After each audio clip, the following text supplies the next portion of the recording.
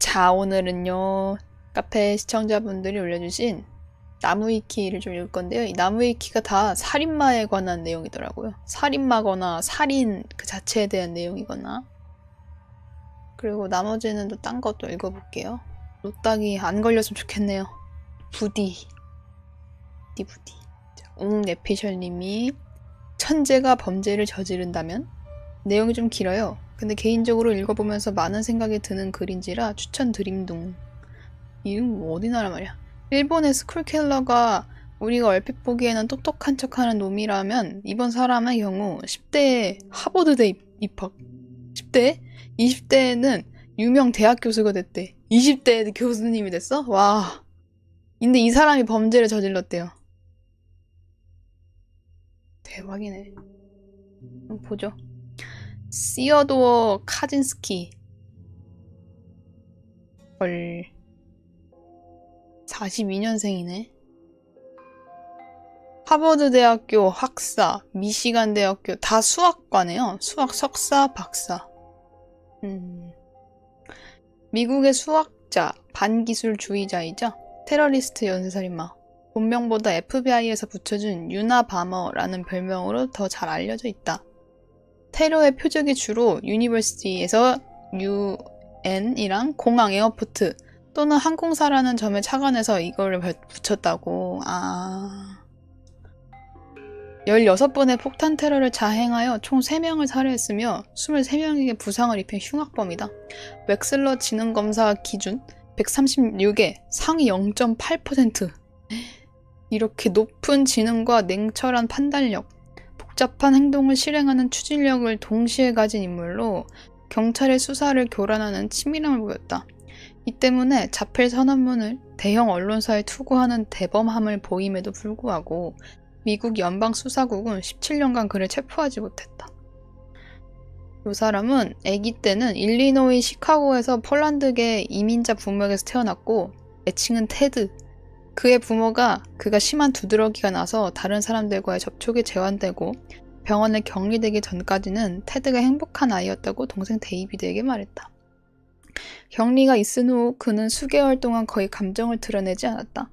어머니 완다는 사진을 보고 어린 시절을 회상하며 테드가 의사와 함께 있을 때 테드는 우리에 갇혀 있거나 병원에서 치료를 받을 수 없는 무력한 동물들에게 동정심을 보여주었다. 라고 말했대요.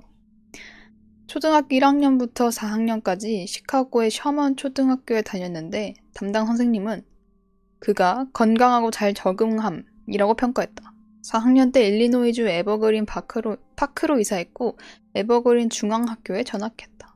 전학 당시 측정된 그의 지능수는 167이었으며 위에 136과 많이 달라서 의문이 들 수 있는데 웩슬러 지능검사가 측정하는 표준 점수와 같은 계산 방식의 지능이 아닌 또래보다 얼마나 성숙한지를 판단하는 비율 지능 지수래요. 이거였고 6학년으로 월반하였다. 와. 그는 나중에 이를 중추적인 사건이라고 평가했다.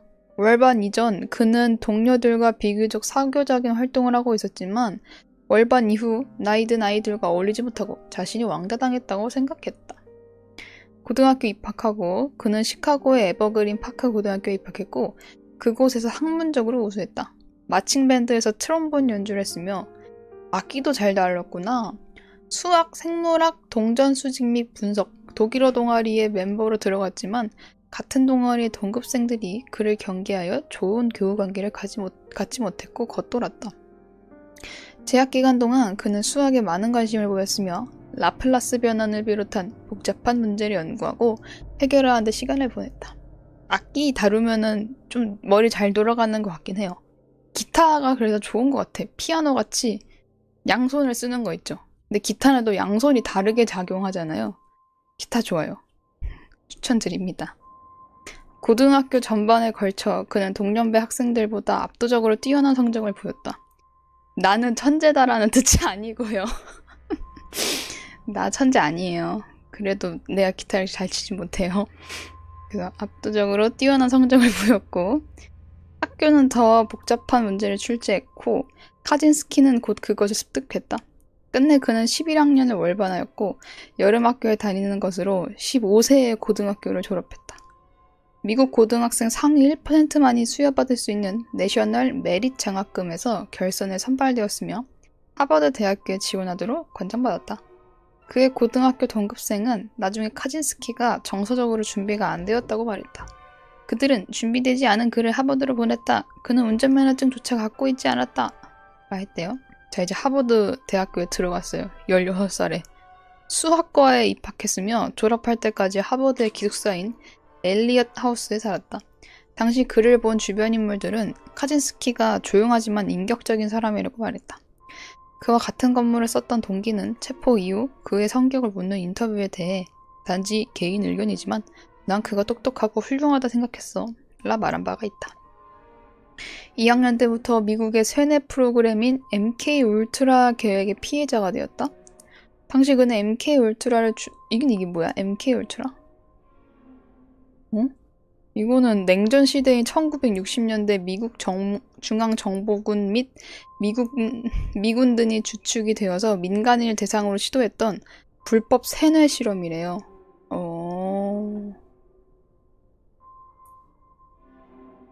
음모론에 대두됐대.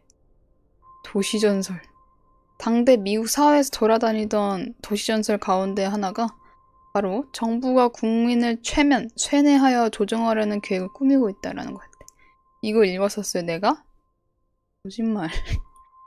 기억이 안 나요. 뭐 이런 거에 피해자가 됐었대, 이 사람이?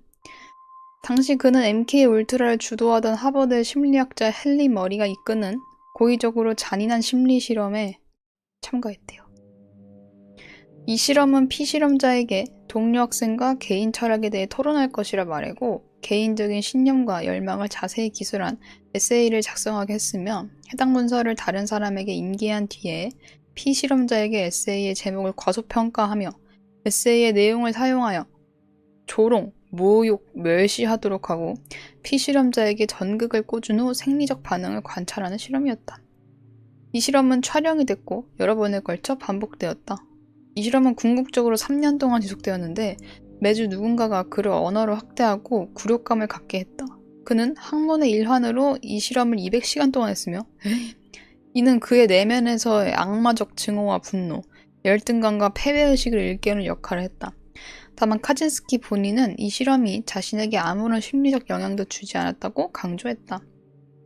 자, 미시간 대학교에 갔어요. 진짜 바쁘게 살았다. 미시간 대학에 대한 추억이 별로 즐겁지 않다고 했대요.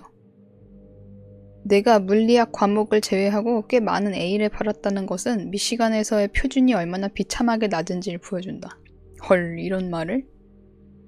뭐 이렇게 다녔고. 교수가 됐네요. 67년도 말에 UC 버클리 대학교의 조교수로 선임이 되면서 UC 버클리 수학과 역사상 기하학 및 해석학 전공 교원들 중 가장 최연소 24살.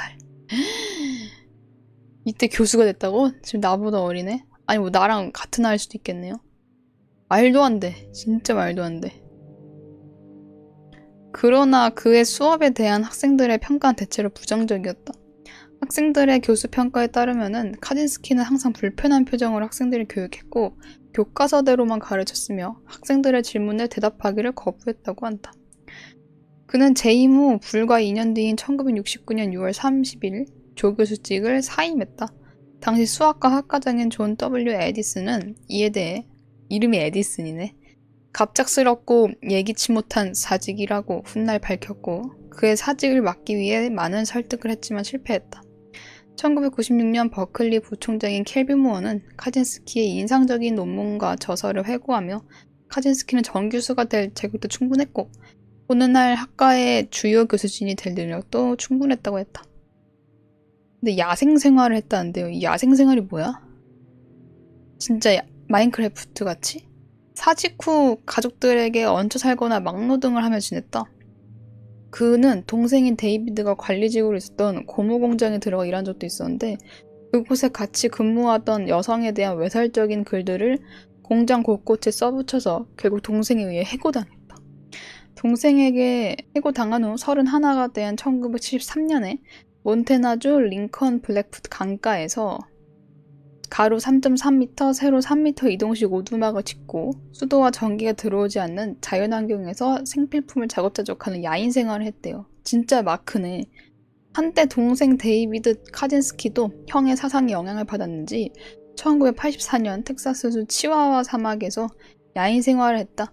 1990년 아버지의 사망 이후 고향으로 돌아왔고 고등학교 동창과 결혼하는 등 사회에 완전히 복귀했다.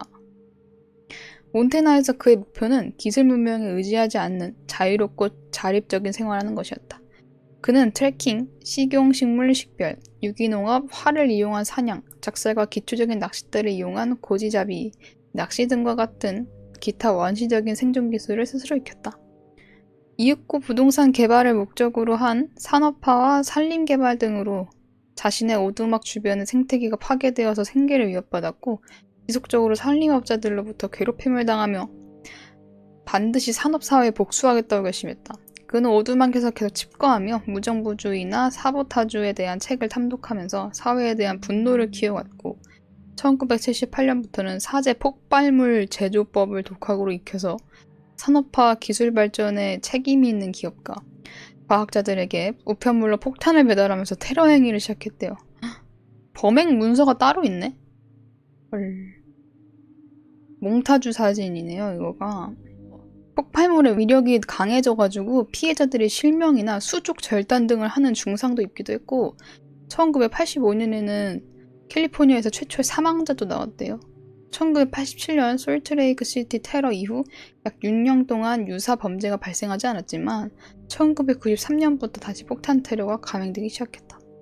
카진스키는 폭탄 우편물만 보내지 않고 테러 대상에 오른 이들에게 협박 편지를 보내는 등 한층 대담한 테러 행각을 시작했고 1994년과 95년에는 각각 PR업계의 중역과 캘리포니아 산림연맹 회장이 폭발물 우편으로 잇따라 사망했다.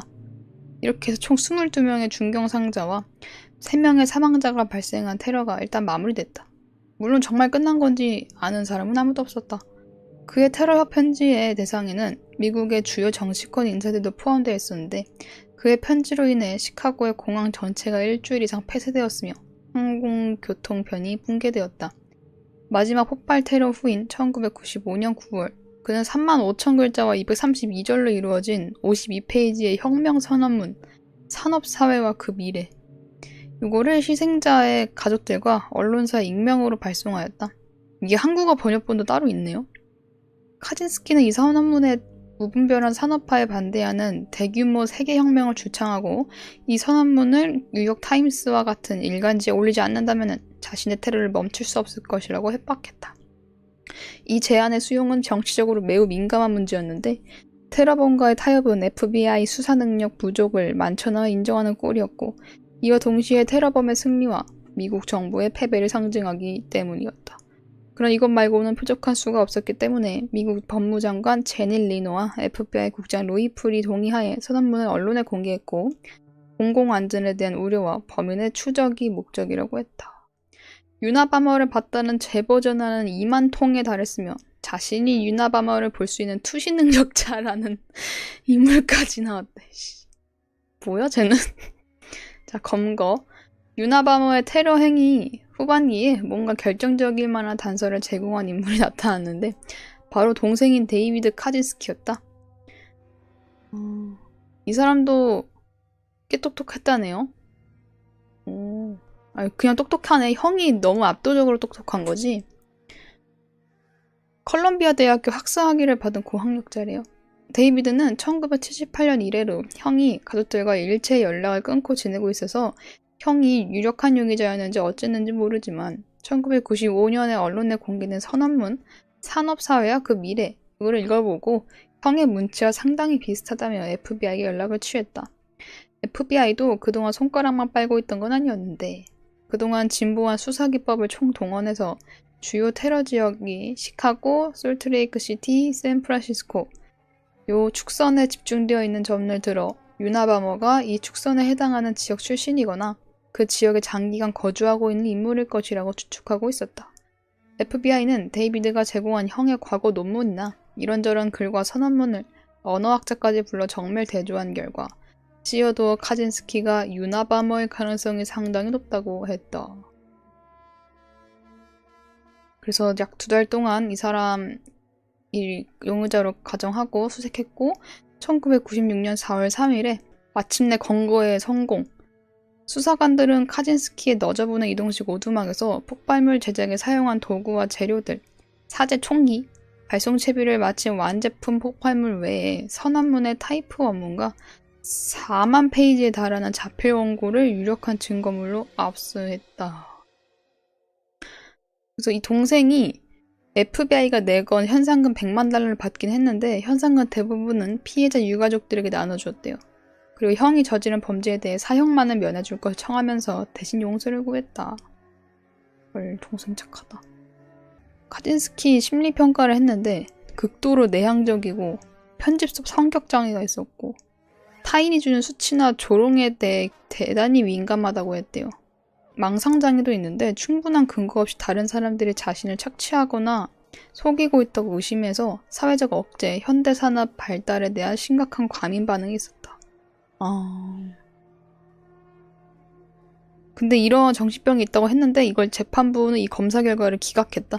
설령 카진스키에게 이러한 정신병리적 문제가 있어도 재판의 과정과 결과에 대한 이해와 변론에 대한 취합적 선택 및 의사결정 능력이 충분히 있으며 재판이 가능하다고 봤다. 그래서 재판 결과 카진스키는 자신의 오두막을 수색할 때 발부된 수색영장의 법리적 근거 부족을 바탕으로 증거를 무효화하기 위한 공격 논리를 만들었다. 그러나 그의 변호사들은 가족들에게 대중들 앞에서 그의 정신이 비정상임을 어필시키도록 지시하고 그를 심각한 조현병 환자로 포장해 사형 대신 무기징역으로 감형하려 했다. 이 과정에서 사법 거래까지 시도되었다. 이런 움직임에 카진스키는 몹시 불쾌했다. 범죄에 대한 사리 구분이 불가능한 정신분열증 환자라는 판정이 유나밤으로서 자신의 업적을 무너뜨리는 것이라고 생각했기 때문이다. 때문에 자신의 의사를 묻지 않고 정신분열증으로 어필한 변호인단을 스스로 해고하려 했다. 그는 두 번째 변호사를 고용해서 사법거래를 취소하려 했지만 판사에 의해 기각되었고 이에 감옥에서 살자 시도를 했으나 의료진의 치료로 사망하지 않았다. 이러한 이유로 정신 이상자로 판정되는 대신 유죄를 인정하는 사법거래를 선택해 사형이 아닌 무기징역을 받았대요. 검거 이후에 사망했네? 뭐야? 2023년 6월 10일 밤 12시경 수감 중이던 깜빵 안에 변기 옆 손잡이에 신발끈을 묶어 목을 맨 채 의식을 잃고 쓰러져 있는 게 발견됐대. 헐. 교도소 측은 맥박이 없는 걸 확인하고 심폐소생술 등 응급조치를 한 후 병원으로 옮겼으나 사망했다. 되게 최근인데? 2023년? 1995년 이후 할리우드의 거의 모든 천재 테러리스트 캐릭터는 있는 남자한테 영향을 받았대. 오, 에미넴의 노래에도 이 남자가 언급됐대요. 굿윌 헌팅, 경찰특공대. 애견남 아니고. 카우보이 비밥 범죄자 테드 보어의 모티브가 됐대. 같은 테드네. 이런 사람이었대요. 참 아쉽네. 이런 테러 안 하고 뭔가 좋은 거 공부하고 할 수 있었을 것 같은데. 영국의 부부 연쇄살인마 나무위키가 있대요. 프레드 웨스트와 로즈메리 웨스트. 왼쪽이 프레드, 오른쪽이 로즈메리. 누구나 그런 짓을 하지 않았나? 그런 짓이 살인이야? 그러네. 누구나? 프레드 웨스트는 41년에서 95년 살았고 로즈메리 웨스트는 아직 살고 있네요. 53년생으로. 영국 사람들이고 피해자가 12에서 13명 정도 된대. 자, 영국의 연쇄살인범 성범죄자 부부이다. 부부가 연쇄살인의 공범인 드문 사례이며 버나드 호몰카. 나 걔네 아직도 기억해. 걔네 이름. 걔네는 부부가 아니고 커플이었나? 걔네도 어쨌든 이렇게 짝꿍이었죠? 걔네 아직도 기억나네. 범죄 수법 또한 매우 음란하고 잔혹하여 영국 사회에 큰 충격을 주었다. 10여 명에 이르는 여성을 감금하고 잔혹하게 살해했으며 자식들까지 성적으로 학대하고 살해했다? 자식들을? 자, 프레드 웨스트의 생애는 프레드 웨스트는 1941년에 태어났으며 그의 집안에서는 오래전부터 근친상간이 빈번했었다. 그는 어린 시절부터 상습적인 절도를 저질렀고 13살 소녀를 임신시키는 미성년자 선봉제자였다. 근데 이거를 법정에서 누구나 그런 짓 하지 않나요? 라 말했대. 그냥 이 집안부터 꼬라지가 이래가지고 이렇게 자라가지고 이런 마인드였나봐. 대박. 신.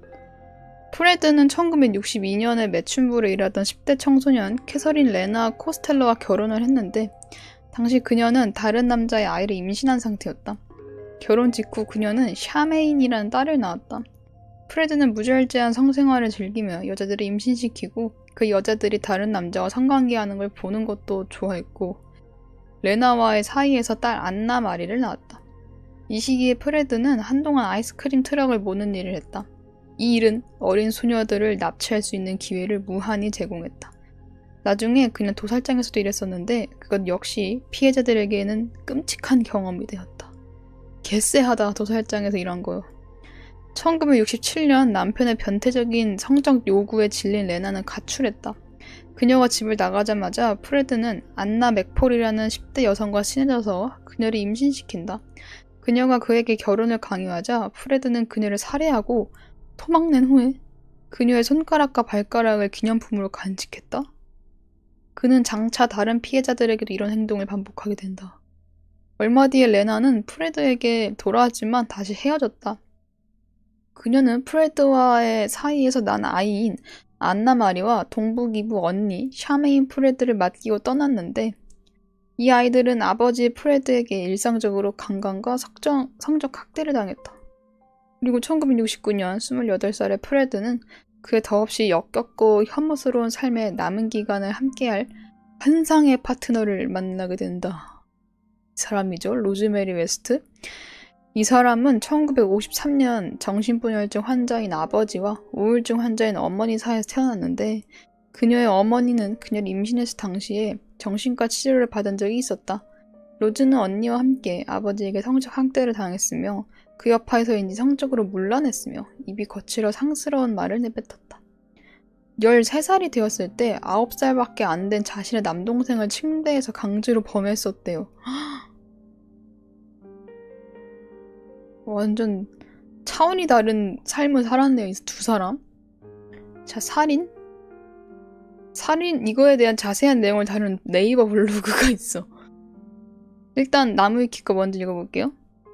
16살의 나이로 12살 연상의 프레드와 결혼한 지 1년이 지나기도 전인 1970년인 10월 17일 로즈메리는 프레드의 딸을 낳고 헤더라는 이름을 붙였다. 그로부터 8개월 후인 1971년 6월 24일 프레드가 감옥에서 풀려나기 직전 로즈메리는 짜증이 올라온다 라는 이유로 홧김에 8살밖에 안 된 프레드의 수영딸인 샤메인을 살해했다. 프레드도 딸의 시체를 처분했고 자신이 죽이진 않았지만 그의 시그니처이자 기괴한 수집품 손가락과 발가락을 챙겼다. 헐. 아니 무슨 그냥 막 게임이나 이런 영화에 말도 안 되는 사이코 가족이 나오잖아요. 뭐 그런 사람들 같아 진짜. 뭐 감정이 하나도 없는 사람들. 프레드와 레나 사이에서 태어난 딸 안나 마리는 아버지에게 버금가는 광인이었던 새어머니가 가세하자 더욱 심한 성적 학대를 당했다. 프레드가 8살짜리 친딸 에밀리는 강간하는 동안 로즈는 그녀를 붙잡고 아무에게도 말하지 말라고 입막음을 했다. 더 가관인 것은 로즈는 남편이 딸을 강간하는 것을 도우며 모두 가로치고 모든 남성이 모든 여자애한테 그런다 라고 말했다고 한다.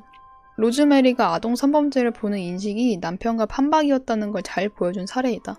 이후엔 메리는 13살 때부터 매춘을 해야만 했다. 그리고 그들은 1971년 8월 하반기 자신의 아이들을 보려고 나타난 레나마저 살해했고 시체 역시 평소처럼 처리되었다. 그럼 또 막 손가락 발가락 챙겼다는. 이후에 1972년 1월 29일 결혼한 웨스트 부부는 동년 6월 1일 메이준이라는 딸을 낳은 것을 시작으로 20년 동안 겉으로는 멀쩡한 생활을 유지했지만 입에 담거나 상상하기조차 힘든 역겹고 사악한 행위들을 저질렀다.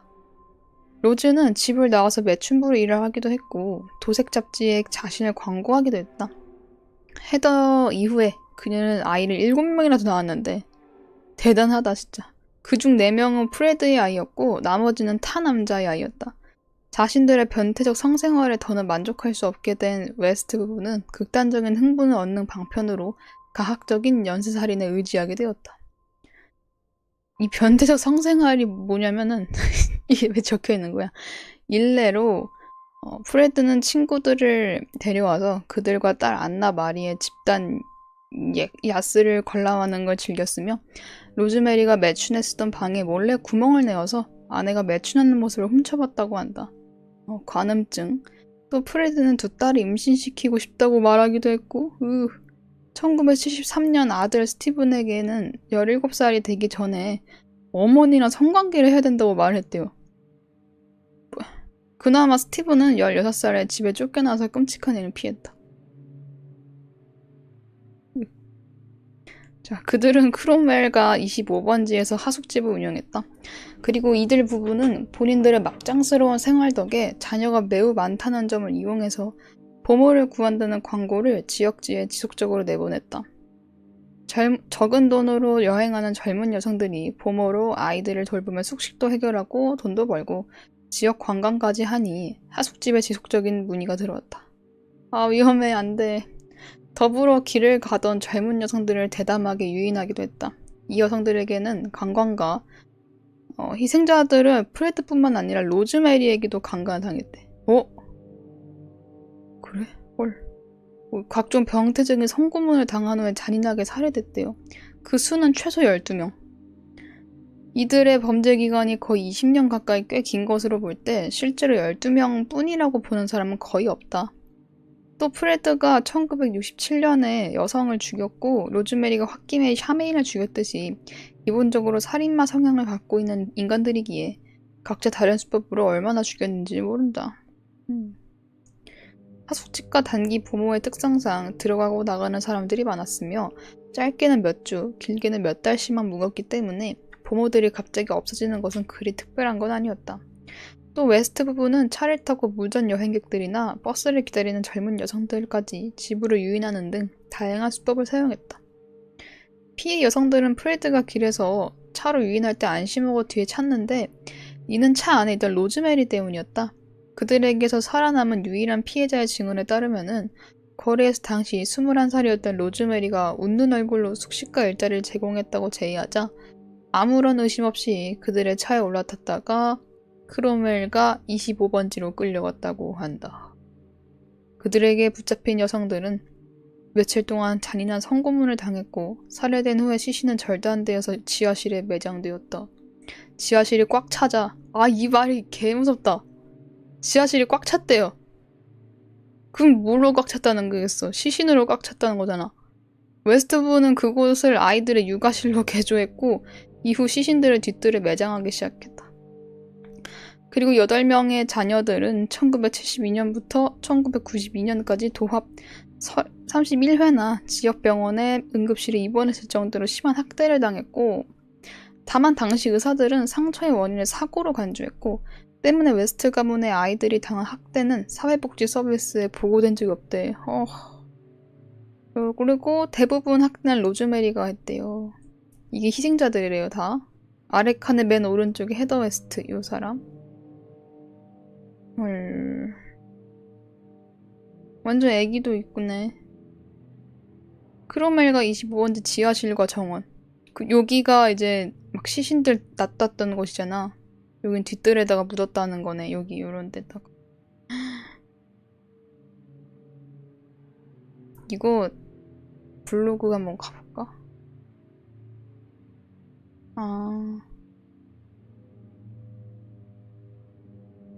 사진도 이렇게 있네.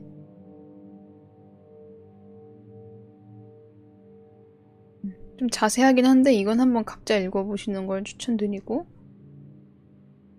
그래도 나무위키도 자세한 것 같습니다.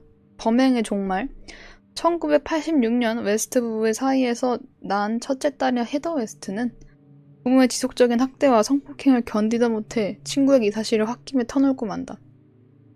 친구가 자기 부모한테 이 일을 알리자 평소 겉으로는 평범한 이웃으로 생활하고 있었던 웨스트 부부와 친분이 있었던 이 부부는 사건의 심각성을 알지 못하고 프레드한테 이야기를 전달해버렸대. 아, 왜 그랬대. 안 돼.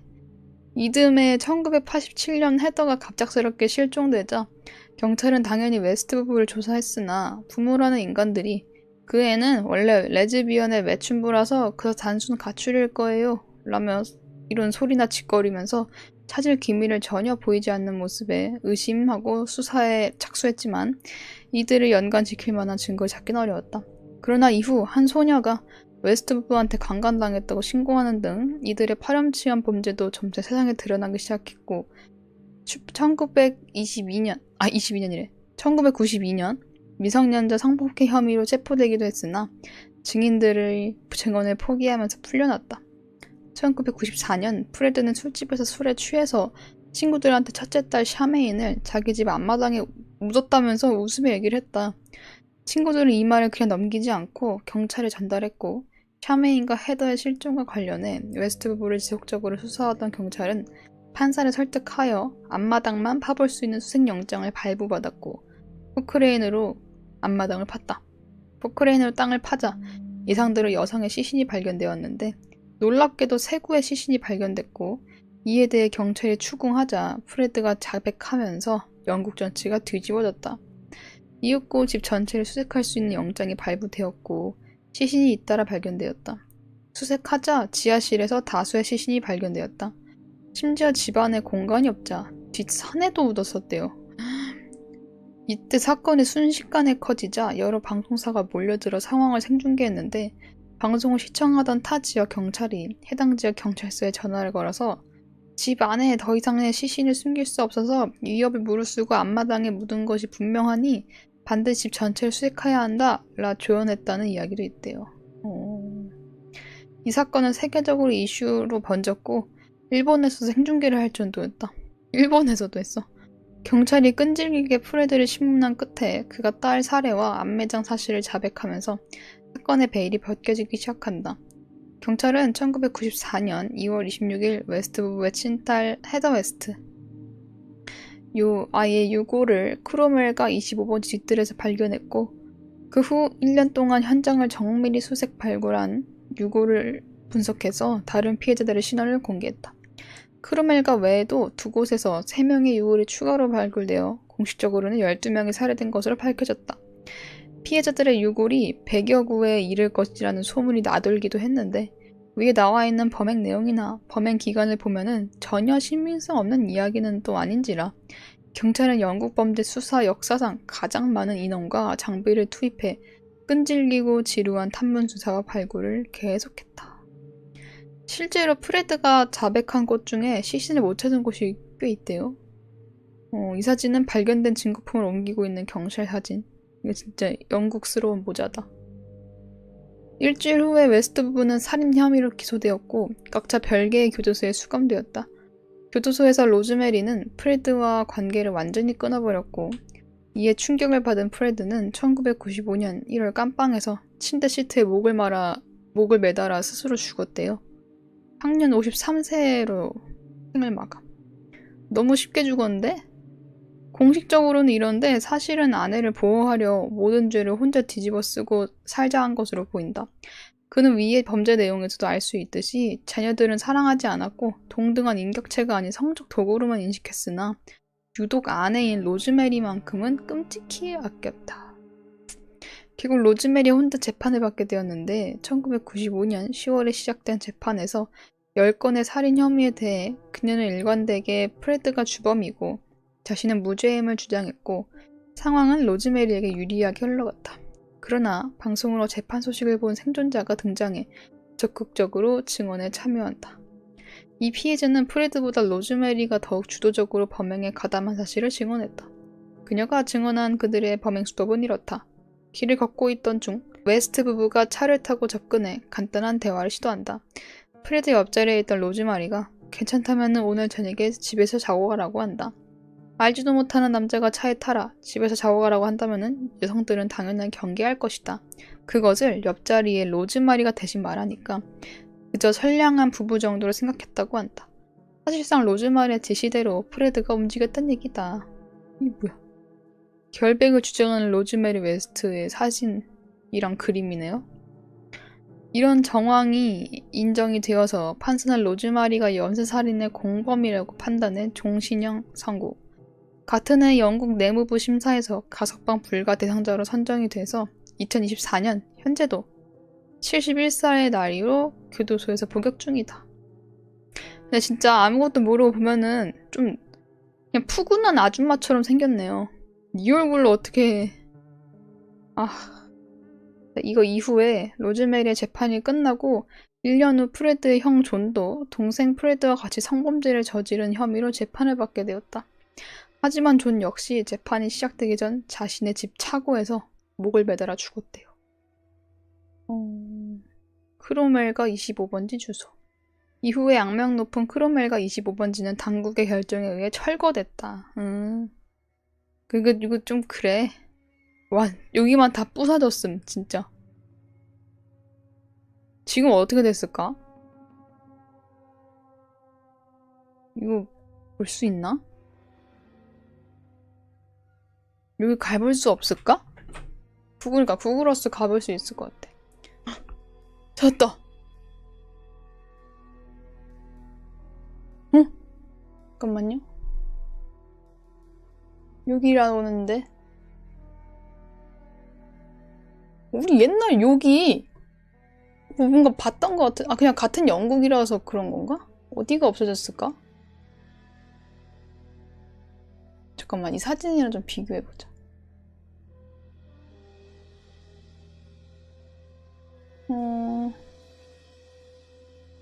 이거랑 그거를 볼게요. 길.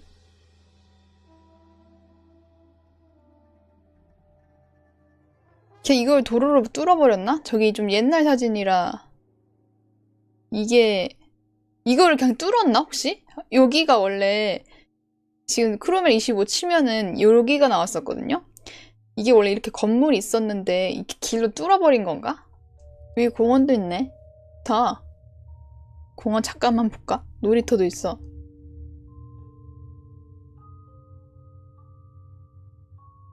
주변에 일부 건물 새로 지어 올려서 알아보기 힘든데 거기 샛길이 원래 있던 자리 맞아요? 그래요.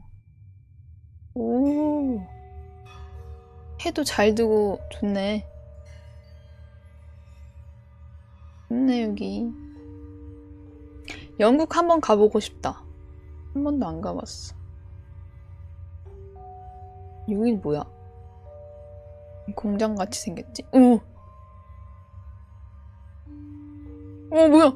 깜짝이야, 무서워. 왜 이렇게 빨개? 애들 노는 데야. 근데 여기서 이제 앉아서. 근데 왜 이걸 관람해? 아닌가? 여기 대기하라는 건가? 부모님들? 아니, 사진이 너무 무서워, 이거 봐. 파피 플레이 타임이야? 좀 무서운데, 이런 공연이 있는 건가? 약간 무서워. 프리덤 어쩌고. 여기 약간 사진이. 여기 혼자 있으면 좀 무서울 것 같은데? 아저씨 위험해. 도망쳐. 우와! 여기 무슨 전시를 하나봐. 원래 극장인 걸 잠깐 이용한 것 같다고요? 그런가 보다. 우와! 수영장이다!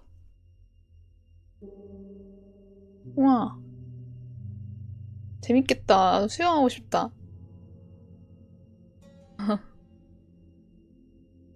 여기 다 놀 게 다 있네. 여기 약간 그런 문화 공간인가 봐. 좋은데? 여긴 좀... 여기 아무도 없어서 무섭다? 아무도 없어. 진짜 그 리미널 스페이스 그거예요, 딱. 그치? 완전 리미널 스페이스.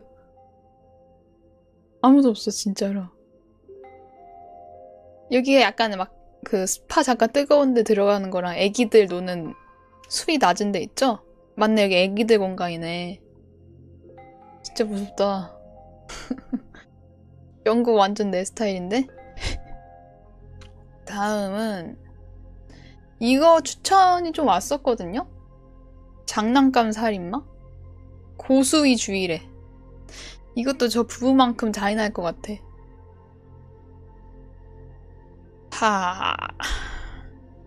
녹음 테이프. 녹음 테이프 원문을 볼 수 있대. 일단 한번 가봅시다. 떨린다. 무서워. 자, 장난감 살인마 데이비드 파커레이. 웃고 있어. 계열받아.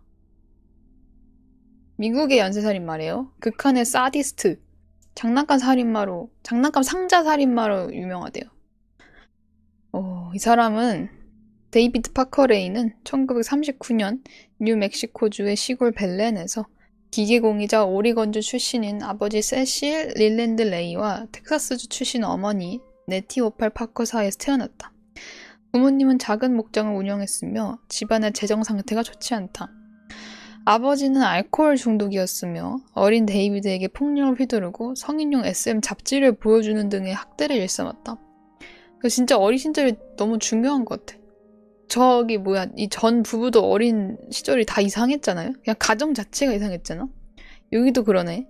데이비드는 뉴멕시코주에 있는 마운틴에어 고등학교를 다녔는데 학교에서도 수줍음이 많다는 이유로 또래 친구들에게 따돌림을 당했다고 한다. 이런 불우한 환경 때문에 데이비드는 알코올과 기타 약물에 의존하게 된다. 그러다가 사디즘에 눈을 뜬 그는 강간, 고문, 결박, 심지어 살인에 대한 패티시를 키워갔다. 공범 신디 핸디의 증언에 따르면은 데이비드는 이미 10대 때 여자를 나무에 묶고 고문하고 살해한 적이 있다고 한대요. 또 그가 직접 녹음한 테이프에는 나는 내가 딸치기에 충분한 나이가 되었을 때부터 땡들을 강땡해왔어. 그 작은 계집애들의 손을 등 뒤로 묶고 말이지. 라는 진술도 있었대요. 또 그의 여동생이 데이비드가 그린 BDSM 그림들을 발견한 적도 있다. 진짜 오늘 너 딱 무조건인데? 고등학교를 졸업한 데이비드는 주유소 직원이나 철로 소리공 등 여러 직업을 전전했는데 특히 기계공으로 일한 경험은 그가 고문실과 고문기구들을 제작하는 데 도움이 되었다. 그는 4번 이혼했고 2딸을 두었다.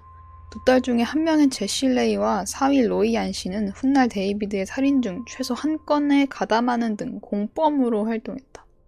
사위까지 공범이 됐어?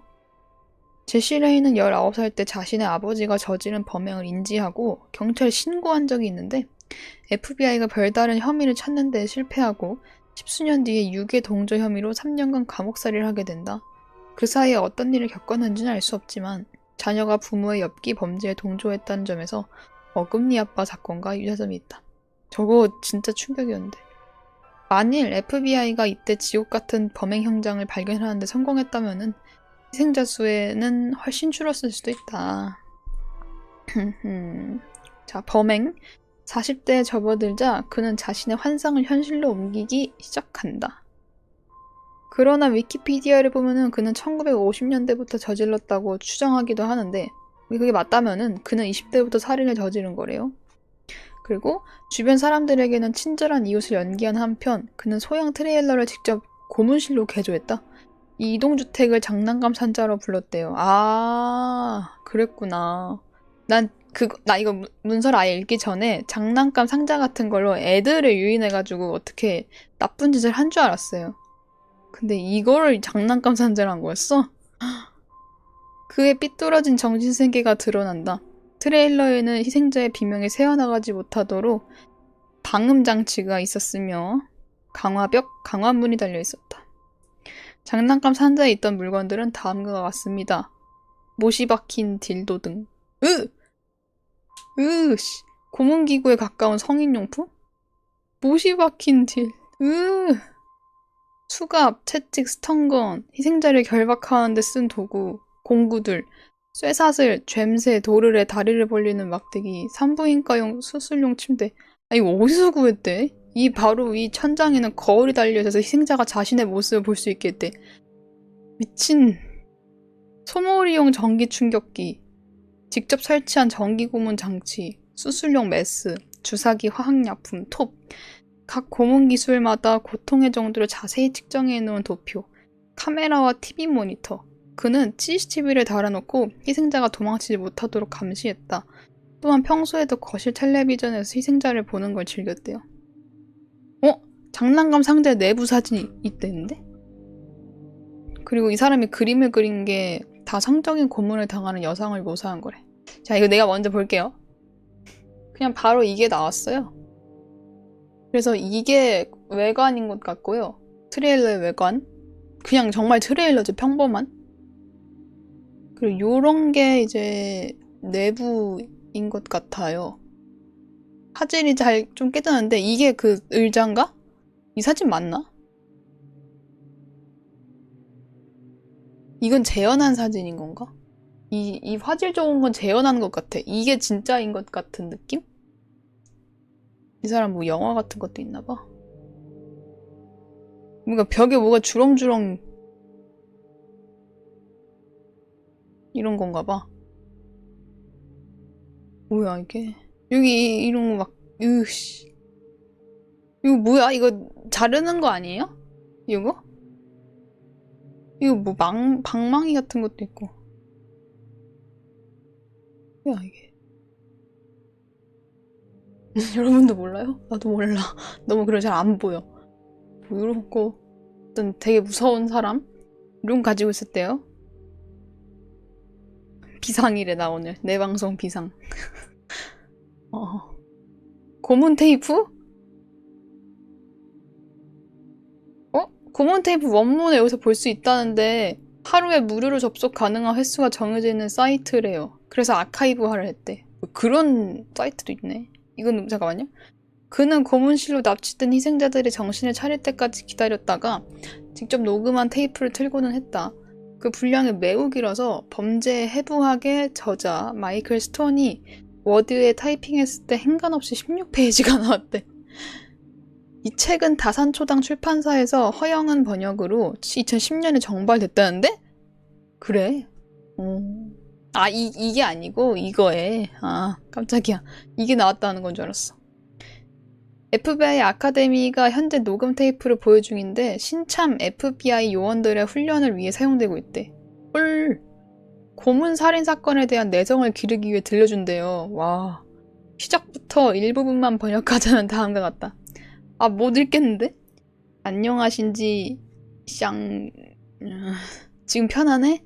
그렇지 못할걸? 손목이랑 발목은 사슬로 묶이고 재갈이 물려있으며 아마 눈 가리기도 했을 테니 상상해보건대 너는 혼란스럽고 두려울 거야. 이런 상황에서는 완전히 정상적인 반응이지. 잠깐 동안만이라도 넌 정신 차리고 이 테이프를 들어야 해.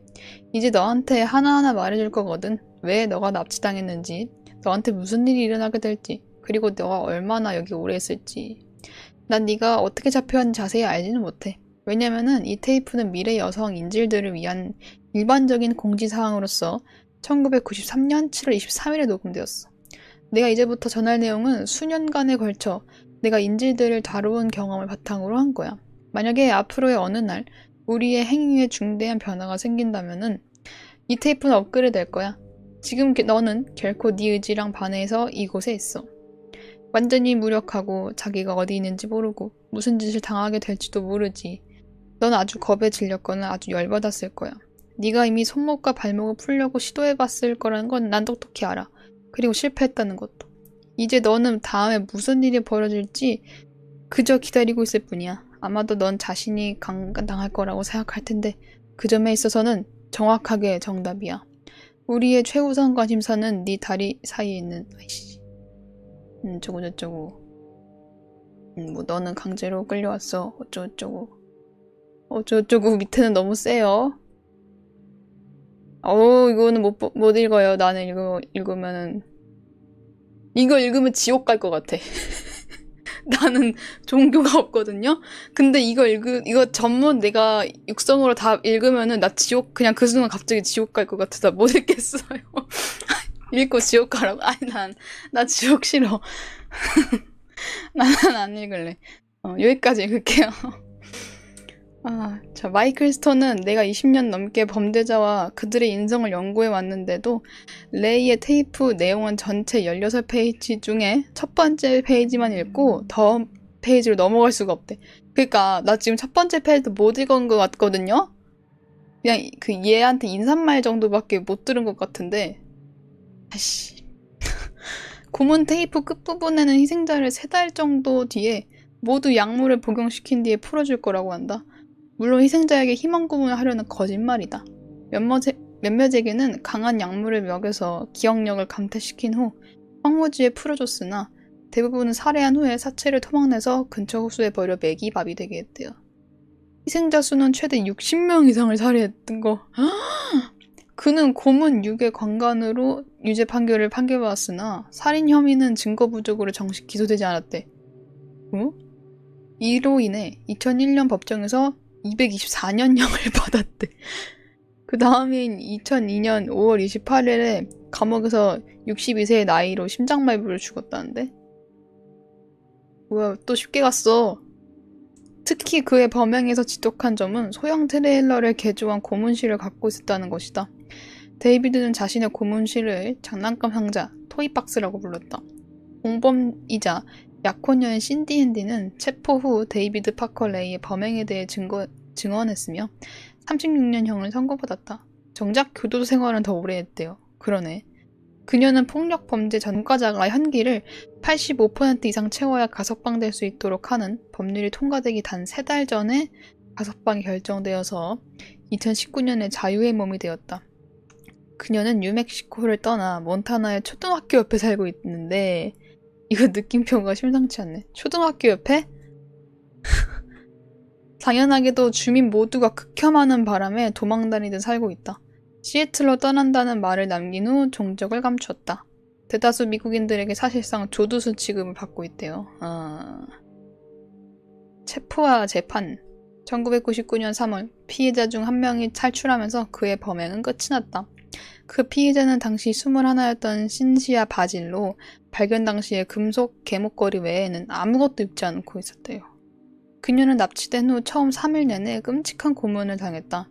그러다가 데이비드가 직장에 간 사이를 노려 신디 앤디가 자신에게 볼일을 본 후 미처 챙기지 않은 채 놓고 간 열쇠를 이용해서 결박에 벗어나는 성공. 평소 피해자들은 항상 결박되어 있었기 때문에 천운이 따랐다고 밖에 할 수 없다.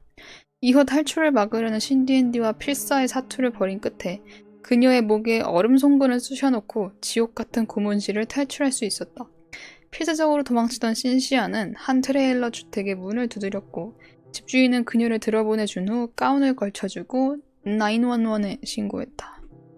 근데 경찰들은 피해자의 진술을 진지하게 듣지 않았고 오히려 피해자를 이상한 사람 취급했대요. 이렇게 데이비드 파커 레이와 공범 신디 핸디는 체포되었다. 그들은 신시아의 마약 중독 치료를 돕기 위해 집에 데리고 있었을 뿐이다 라 변명했지만 장난감 상자가 발각이 되면서 그들의 범행이 드러났다. 거기에는 범행 도구뿐만 아니라 고문 장면을 찍은 사진과 비디오, 희생자들의 유품이 있었다. 지네가 증거를 만들었네. 시신은폐가 철저했던 탓에 경찰은 한 구의 시체도 찾아내지 못했고 게다가 이런 부류의 연쇄살인마가 대부분 희생자들은 불법 체류자 등 신분이 확실하지 않았다. 따라서 현재까지도 희생자 대부분의 신원은 알려지지 않았다. 나머지 증거들과 증언을 통해서 14명에서 60명 사이라고 추정할 뿐 어찌나 상황이 끔찍했는지 일부 추처에 따르면은 이 사건을 담당했던 FBI 수사관 패트리샤 러스트는 수사 도중에 충격을 이기지 못하고 스스로 죽었대요. 이 사람 사망 당시에 35살, 범죄학을 전공하고 미육군 대위로 군 경험을 한 엘리트이다. 데이비드 파커 레이 사건에서 토이박스 내의 장비들에 대한 조사를 명을 받았는데 근데 조사 4일째인 1999년 4월 10일 귀가 후에 집에서 총기로 살자를 근데 무서워. 범행 규모가 명확하지 않은 탓에 2년간 법적 공방이 이어졌다. 신시아와 또 다른 피해자인 켈리 게럿은 재판장에 나서서 증언을 했다. 켈리 게럿은 동네 주민이었기 때문에 살해할 경우 시끄러워질 것을 우려해서 마약을 다량 복용시켜 기억사실 상태로 만들고 풀어주었대요. 사건이 드러난 후에 최면 수사를 통해 납치 고문에 대한 기억을 되살릴 수 있었대. 그래서 공범 신디도 데이비드의 범행을 털어놨다.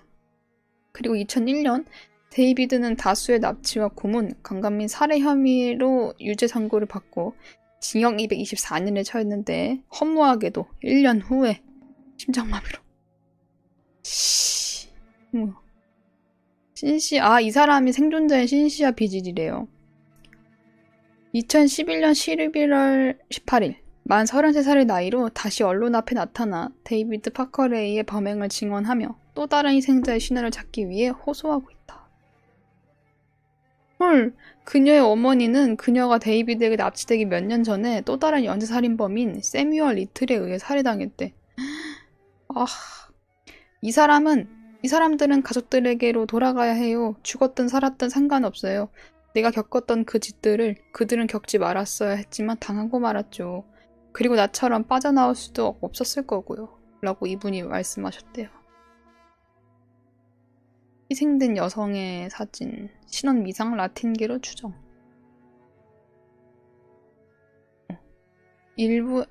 FBI는 희생자의 신원을 파악하기 위해 희생된 이들의 유류품 사진을 공개했다. 일부에서는 영화 소우가 이 사건에서 모티브를 어느 정도 얻은 것으로 추정이 되고 있는데 공식적인 모티브로 확인된 바는 없대요. 여담으로 2018년에 개봉했던 영화 악령의 캠핑카는 이 사건을 모티브로 제작이 되었대요. 실제로 영화 제목에 토이박스가 들어간다는 점, 극중에 등장하는 연쇄살인마 유령의 외관이 실제와 비슷하다는 점, 극중에서도 연쇄살인마가 캠핑카 내부에서 여성들을 납치 살해했다는 점. 이거 영화 평가는 뒤로 하고 이 사건에서 모티브를 얻었다는 것을 알고 보면은 현실이 훨씬 끔찍하고 잔인하다는 것에 몸서리가 쳐진다.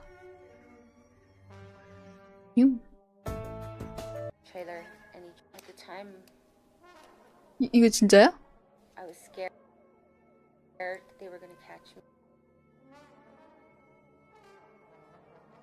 이분이 그 신시아 그분이죠? For kidnapping. This is the first time.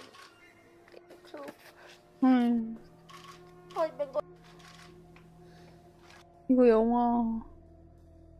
그러네. 대놓고 토이박스. 아까 그 구글 이미지에 나왔던 게 이거네요. 8년도에 나왔네.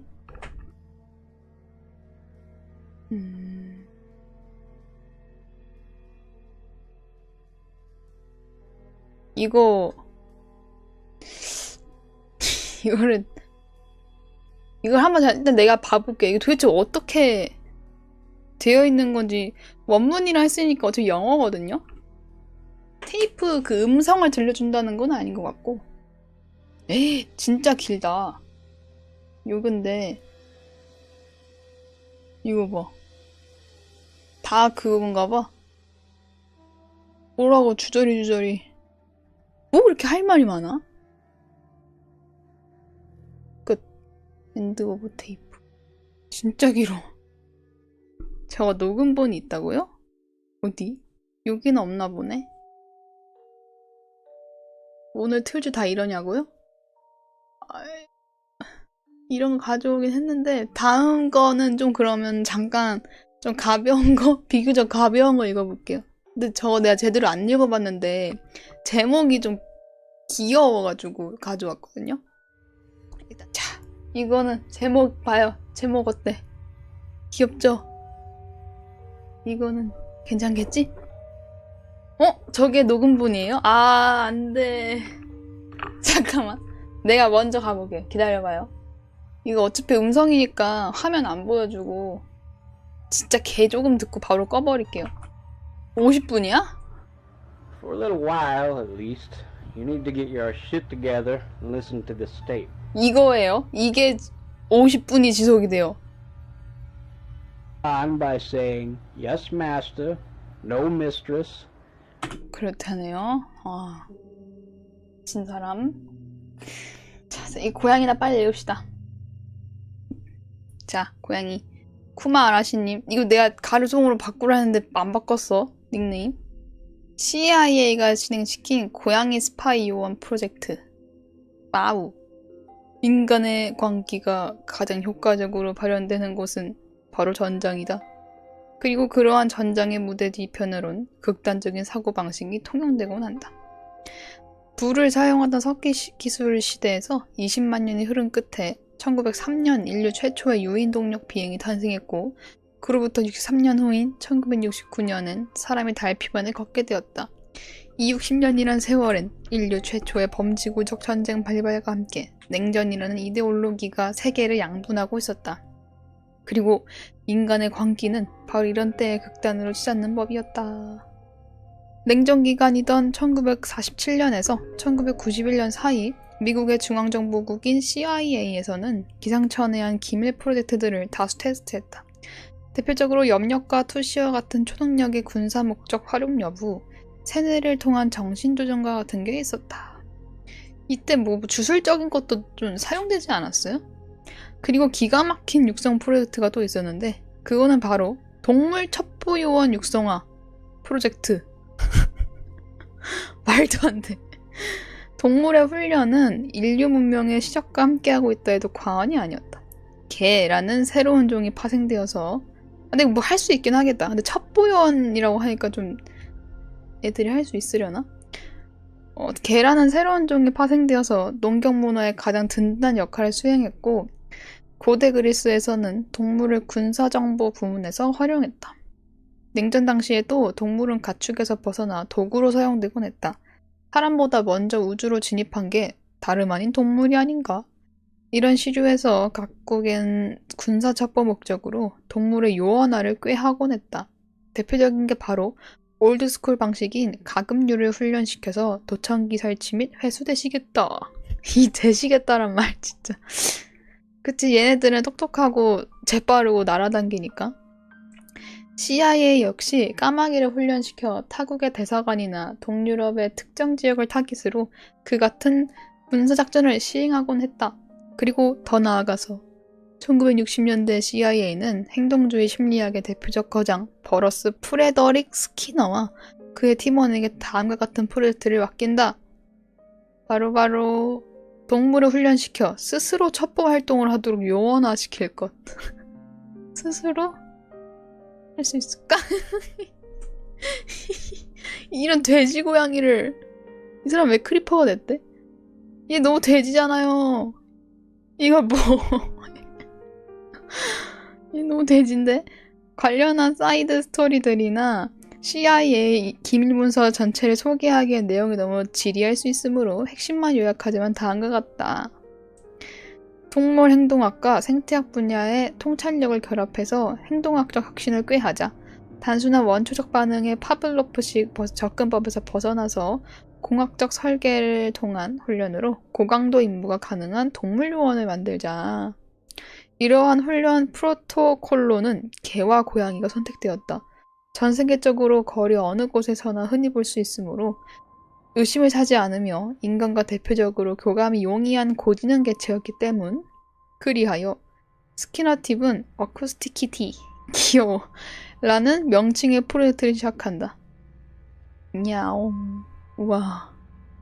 어쿠스틱 키티를 직역하면은 청각의 새끼 고양이가 되겠다. 이 표현대로 해당 프로젝트는 고양이를 걸어다니는 생체 도청기로 만드는 거였다. 왜 고양이인가? 고양이는 귀엽다. 갑자기 나타나거나 수상한 짓을 해서 용서가 된다. 그치, 얘는 원래 이런 애잖아요. 가까이 다가와 만지려고 하면 짜증을 내거나 핥혀도 도망가고 의심을 하지 않는다. 그러니까 원래 이러니까. 생물학적 측면에서는 인간과 마찬가지로 달팽이관의 해부학적 구조가 소리의 필터링과 집중에 용이하다. 하여 고양이를 청취장치로 활용하기 위해 신체 개조가 이루어졌다. 인공와우의 발명가 중 하나였던 로빈 미첼슨이 연구팀과 협력해서 고양이의 흉곽의 배터리를 이식, 그러한 배터리와 계기판으로 연결되도록 4개까지 전선을 이었다. 아, 이 사진처럼. 신기하네. 이를 통해 고양이를 초음파에 따라 전후 좌우로 움직이도록 훈련시켰다. 또 꼬리를 안테나화 시켰으며, 아, 그러네. 정신상태 모니터링을 위해 뇌에 전선도 심어졌다. 고양이의 웨이도에는 초소형 마이크가 이식되었고 두개골 하부론 무선 송신기가 설치되었다. 진짜 마개조 당했어. 이처럼 임플란트가 심어지고 요원 양성 훈련이 모두 끝나고 나서 그야말로 내 귀에 도청장치가 있는 고양이가 탄생되었다. 가라! 이렇게 하는 거야? 자, 이제 너 요원이다. 투입되라. 하고 이렇게 보내는 건가 봐. 총 2,500만 달러라는 어마어마한 자금이 들어간 해당 프로젝트. 포켓몬처럼. 마침내 요원으로 탄생한 고양이의 임무는 당시 CIA가 감시 대상으로 삼고 있던 아시아계 국가 원수 및 그 보좌관들의 전략회의에 침투하는 것이었다. 그리고 이러한 본 임무 투입 전에 테스트 임무가 진행되었다. 프로젝트 팀원은 워싱턴 DC의 소련 대사관 밖 공원 벤치에 앉아있던 두 남자의 대화를 엿듣도록 고양이에게 명령했고 임무에 따라 고양이는 대상을 향해 전진했다. 여러 복잡한 정제 장비가 가득한 밴에서 팀원들은 초조하게 모니터링을 실시하고 있었다. 헌데 바로 그 순간 길을 막 건너던 그 순간에 그만! 갑자기 나타난 택시에 치였대요, 고양이가. 아, 어떡해. 아이고. 그래서 고양이는 현장에서 즉사. 헐.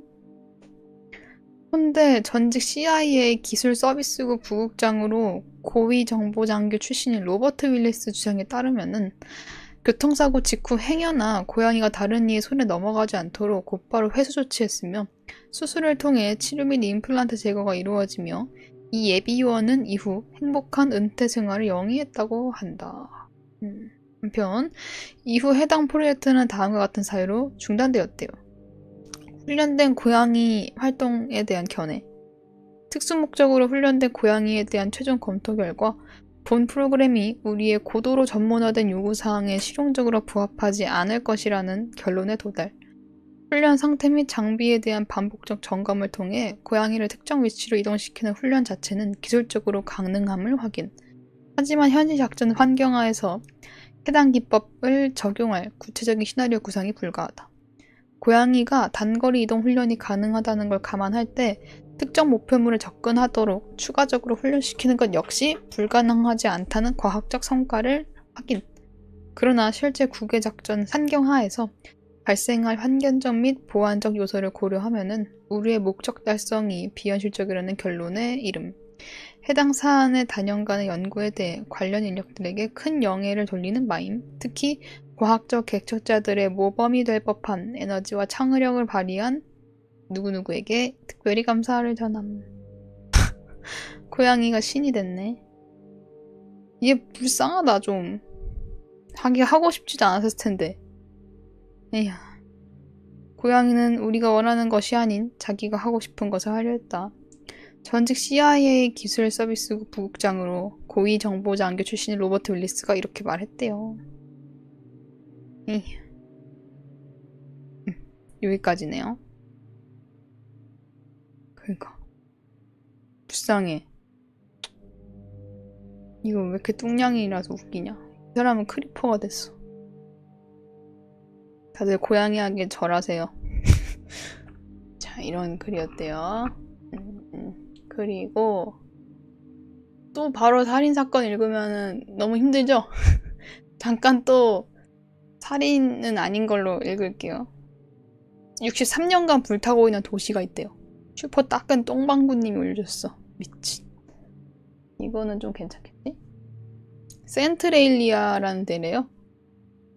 센트레일리아, 미국의 펜실베니아주 콜럼비아 카운티에 위치한 탄광총으로 현재는 유령 도시이다. 이 도시의 타이틀이 무척이나 화려한데 무려 63년간 불타고 있는 도시이다. 도시 자체가 불타고 있는 게 아니고 지하 탄광에서 화재가 일어난대요. 센트레일리아의 역사는 아메리카 원주민들이 현재 펜실베니아주 콜롬비아로 여겨지는 땅을 1749년 신대륙 개척자들에게 500파운드에 파는 것으로 시작한다. 개척자들은 1770년 리딩에서 포트 오거스타에까지의 리딩 로드를 건설하면서 새로운 땅을 발견했다. 1828년 무연탄에 불을 붙이는 방법이 개발되면서 센트레일리아의 사람들이 모여 탄광총이 형성되었다. 이후 센트레일리아의 주인이 여러 번 바뀌고 1842년 센트레일리아의 땅은 로커스트 광산 회사와 광산 기술자였던 알렉산더 레이에게 팔렸다. 레이는 그의 가족을 그 땅에 이주시키면서 도로를 만드는 등 개발한 뒤 그 땅을 센트레빌이라는 이름으로 지었으나 1865년 오늘날의 지명인 센트레일리아로 바꾸는데 그 이유는 이미 센트레빌이라는 지명이 존재했기 때문. 뭐 그렇게 계속 발전이 잘 됐고 제1차 세계대전으로 광부들이 군대에 입대하고 1929년에는 대공황으로 센트레일리아는 점차 쇠퇴하며 버려지는 탄광이 늘어갔다. 그럼에도 1960년대까지만 해도 채굴은 계속되고 있었고 이전만큼 못하더라도 여전히 꽤나 잘 나가는 소도시였지만 1962년 센트레일리아의 운명을 바꾸는 화재가 발생한다. 이거 진짜 약간 아파트 이름 같네요. 한국 아파트. 사고 발생. 이 지역은 센트레일리아 광산 화재라고 불리는 꺼지지 않는 화재로 유명하다. 1962년 5월 27일 지방정부에서 고용한 소각회사 직원들이 매립장에 쓰레기를 소각하기 위해 쓰레기에 불을 붙이고 어느 정도까지 타도록 내버렸다. 이후 소방관들이 불을 진압했지만 불은 완전히 꺼지지 않았다. 남은 불씨가 매립장에 위치해 있던 버려진 탄광 구덩이에 석탄이 옮겨 붙으면서 지하에 버려진 탄광에 불이 옮겨 붙기 시작했다. 센트레일리아에서 주로 생산되던 석탄은 무연탄이었는데 한번 불이 붙으면 끄기 어렵다는 특성이 있다. 그해 2번의 진화 시도가 있었으나 실패하고 다음 해에 한 번 더 진화 시도가 계약되었지만 주에서 이를 포기했다. 그러나 주민들은 1979년까지도 탄광에서 일어나는 화재의 규모가 엄청나다는 것을 알아채지 못하고 있었다. 1979년 센트레일리아의 주유소 주인이었던 존 코딩턴은 주유소 연료 저장고의 연료량을 측정하기 위해서 저장고에 긴 막대를 넣어봤다. 그런데 저장고는 몹시 뜨겁게 느껴졌다. 일이 이상하게 여겨서 저장고에 온도계를 매달아 넣어보고 그 결과에 충격을 받지 않을 수 없었다. 저장고 안에 가솔린의 온도는 무려 170화씨, 약 77도에 달했으며 심지어 탱크 10m 밑에서는 약 537도? 이런 경이로운 측정값이 나왔는데 이마저도 온도계가 표기할 수 있는 최대치가 표시된 것으로 보여서 실제는 이보다 더 높았을 것이라고 하네요. 이 사태로 펜실베니아주 전체에서 센트레일리아의 화재가 주목받게 되었다. 지하 온도는 점점 높아져갔고 도로마저 갈라져서 차량 운행이 불가능해지자 소방관들은 화재를 진압하기 위해 애썼으나 상황은 더 나빠져갔다. 81년 2월 14일 12살 소년 토드 돈보스키가 뒷마당에 생긴 1.2m 깊이 46m의 싱크홀에 빠지는 사고가 일어났는데 소년 밑에 땅이 갑자기 꺼졌고 소년은 튀어나온 나무 뿌리에 간신히 매달렸다. 다행히 그의 사촌이 달려와서 그를 끌어올려 구조했다. 다행이다. 불타던 탄광이 무너지기 시작하고 설상가상으로 유독가스마저 뿜어져 나오기 시작하자 연방정부 차원에서 1984년부터 4,200만 달러를 들여 주민들을 강제 이주시키기에 이른다. 근데 이거 어떻게 한 거지? 이 소년에 대한 얘기가 더 있는데요. 이름상 폴란드계 미국인으로 추정이 되는데 1968년에 출생했는데 이 싱크홀 사고로부터 41년 후인 2022년 2월 4일 향년 53세의 나이로 죽었대요. 사인은 약물 중독. 이런 게 어떻게 나오냐? 여기 현재는요. 경고, 위험함, 센트리알레 경고 표지판인가봐. 지하 광산 화재. 이 지역에서 보행이나 운전하는 것은 심각한 부상이나 사망을 초래할 수 있음. 유독가스 존재. 집안이 갑자기 붕괴될 수 있음. 펜실베니아주 환경보호부. 이렇게 나온대요. Warning, danger. 우측 하단에 센트레일리아 소비에트 사회주의 공화국이라고 낙서되어 있대. 이거. 우와, 이거 뭐야. 갈라진 도로. 유독가스가 새어나오는 게 보인다. 이 도로는 남쪽에서 센트레일리아로 진입하는 61번 도로였는데 도로 밑에 석탄층이 타들어가면서 지형이 변형되고 아스팔트가 녹으며 쪼개지는 바람에 이렇게 되었다. 이 도로는 폐쇄되었고 남쪽으로 우회하는 도로를 새로 냈다. 폐쇄된 도로에는 현재 매우 빼곡하게 낙서가 그려져 있는데 흔히 화장실 낙서라고 생각하면 될 법한 상스럽고 저질스러운 그림이다. 그냥 갑자기 야스 쓰고 막 그런 건가 보다. 현재도 계속 그려진다. 이게 센트레일리아를 찾는 사람들에겐 나름대로 관광명소로 자리 잡았대. 오늘날의 센트레일리아 스트리트 뷰? 이거 한번 볼까? 오, 여기 약간 사일런트 힐이야. 오, 안개 속으로 들어간다. 땅이 이거 뭐야? 그 낙서 어디서 보지? 낙서 보고 싶은데. 타임캡슐? 6분 30초에 2016년에 열려야 했던 1966년의 타임캡슐이 나온다. 타임캡슐은 2년 이른 2014년에 개봉되었다. 상스럽다. 확실히 상스럽다. 낙서들이. 아! 진짜 너답이야. 초딩 아니냐고. 그냥 초딩 낙서잖아. 이게 뭐야. 6분 30초.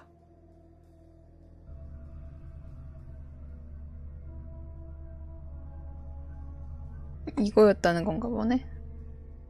탄광은 계속 불탈 거고, 과학자들 말에 따르면은 250년 동안은 더 불탈 거래요. 센트레일리로 가는 도로에는 스프레이로 그려진 음경이 엄청 많대. 우리도 봤어요. 뭐야? 진짜 사일런트 힐의 모티브가 된 곳으로 유명하대. 뭐야? 진짜였어요. 센트레일리아가 영화의 사일런트 힐의 모티브가 된 건 맞는데 게임의 모티브는 아니래요. 영화 사일런트 힐의 각본가 로저 아바리는 미국의 펜실베니아주 센트레일리아에서 연가를 맡고 그랬다고 인터뷰했대요. 아, 게임은 아니고. 아, 와, 그래도 뭐 맞네. 대박. 사람이다. 이 낙서들 이런 거. 여기 찾았다! 이거다! 찾았어! 말코가 찾았다. 개더러워. 와.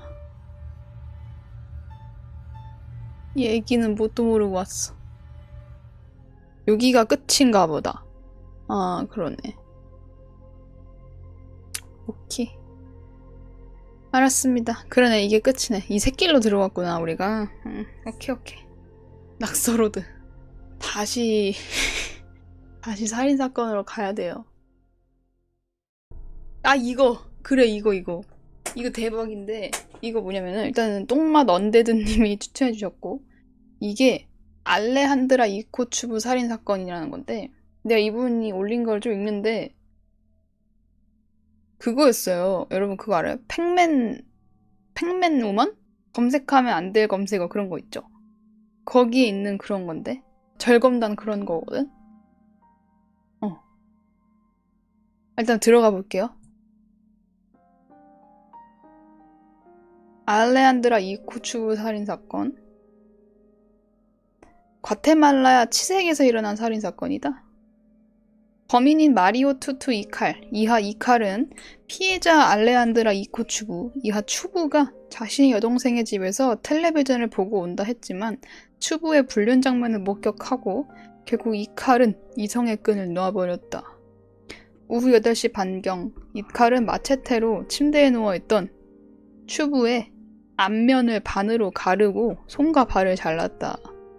사건 당시 추부의 집 밖에서 들리던 비명소리를 듣고 추부의 집으로 들어간 이웃들은 피바다가 되어있는 집과 추부의 모습을 보고 비명을 질렀다. 바닥에는 손과 발이 나뒹들고 있고 추부의 신음소리까지 들리는 끔찍한 상황. 추부는 30분간 살아있는 채로 고통을 호소했으며 결국 병원으로 이송하던 중에 사망했대요. 주변 이웃이 촬영한 영상이 있는데 고어에 내성이 없는 사람들은 어떤 경로로든 영상을 절대 보지 않는 걸 추천한다. 애당초 영상 자체도 스너프이고 해당 영상은 캐나다의 유명 쇼크 사이트 베스트고 선정에 가장 끔찍한 스너프 필름으로 꼽혔대요. 절대로 검색하면 안 될 검색어에서도 위험도 6으로 등재되었고 국내에서는 해당 영상을 치색의 남편이라고 했대요. 나는 팩맨이라고 알고 있는 게 얼굴을 앞면을 반으로 갈랐다 했잖아요. 그게 마치 팩맨 입처럼 갈려가지고 나는 그걸로 들었었거든요. 이 영상에 요약이 적혀있네요. 여기 있네. 자, 범행이 이루어진 어두운 방안을 촬영하는데 가장 먼저 바닥에 나뒹구는 추부의 절단된 두 손을 보여준다. 이후 양쪽 팔다리가 잘린 채로 아직 사망하지 않은 추부의 모습을 보여주는데 앞면의 미간과 콧등 사이가 반갈래로 쪼개진 그런 끔찍한 상태. 아직 사망하지 않은 상태라서 신음소리와 함께 힘겨운 숨소리가 같이 들린다. 게다가 눈알이 좀 튀어나온 채로 부릅 떠지고 있다. 얼굴 정중앙이 잘려서 비강이 드러난 상태라서 신음소리가 입과 절단면에서도 같이 들려오는 게 매우 소름 끼친다. 머리가 반갈래로 갈린 모습이 팩맨과 비슷하다고 해서 영미권에서는 팩맨 양이라고 부른대요. 미스 팩맨. 체포될 때 이 사람이래요. 범인 이칼은 4일 동안 도주하다가 10월 31일 혹은 11월 1일에 키슈의 이칸의 라스 무니에카스 마을에서 멕시코로 도주하려다 체포됐다. 이칼은 냉철한 목소리로 자신은 후회하지 않는다고 자백을 하였다. 슈브는 불륜을 정당화하려고 했다며 불륜 장면을 보고 화가 났어서 범행을 저질렀다고 한다. 근데 이 작자는 평상시에 처자식에게 가정폭력을 일삼았던 막장가장이다. 이후 2023년 8월 29일 징역 50년형을 선고받았다. 가해자와 피해자. 이 사람이 가해자고 이분이 피해자이십니다. 뭔가 여기가 사건 발생한 데인데 뭔가 이게 그냥 무서워. 여기 여기 한번 들어가 볼까? 시색이라는 곳인데요. 과테말라에. 아, 못 봐. 그냥 요 주변만 살짝 보면은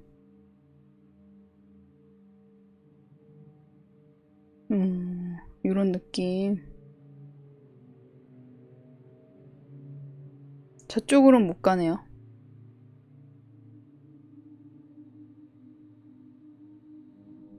어쩜 이런 영상이 막 사이트에 올라가고 막 그런데. 아, 징그러.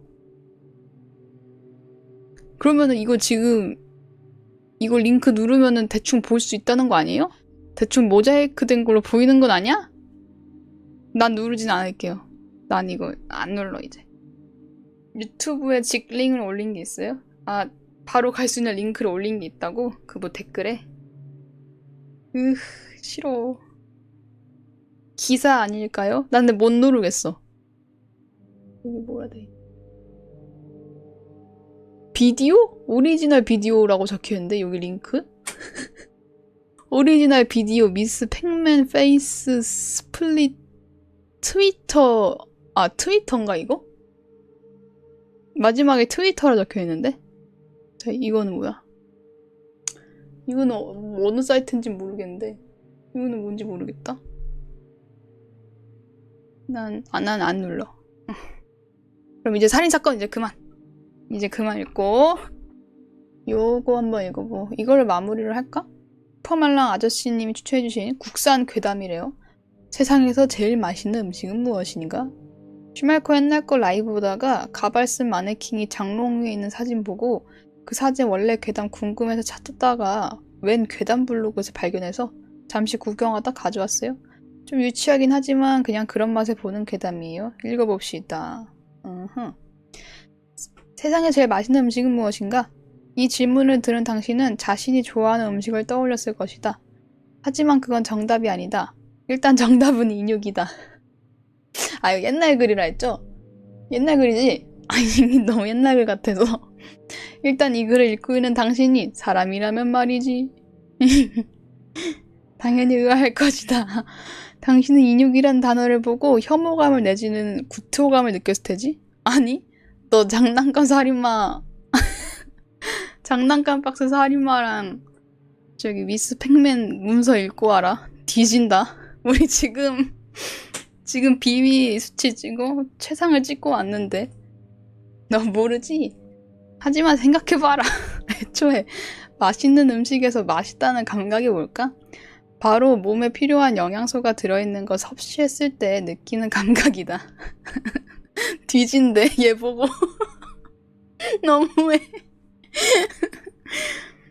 단 것과 고기는 보편적으로 사람들이 맛있다고 느낀다. 또한 짭짤한 음식도 마찬가지이다. 왜일까? 바로 몸이 원하기 때문이다. 그렇다면 인간에게 필요한 영양소가 가장 풍부한 음식은? 인육이다. 필요한 모든 구성 요소를 그대로 담고 있는 완전 식품이다. 당신의 이성은 인육을 거부할지 모르겠지만 당신의 본능은 인육을 원하고 있을 테지. 하지만 이 전 세계에도 어디에도 인육을 권장하는 나라 없다. 왜일까? 당연히 너도 나도 사람 고기를 먹겠다고 달려들면은 사회라는 틀이 깨질 테니까.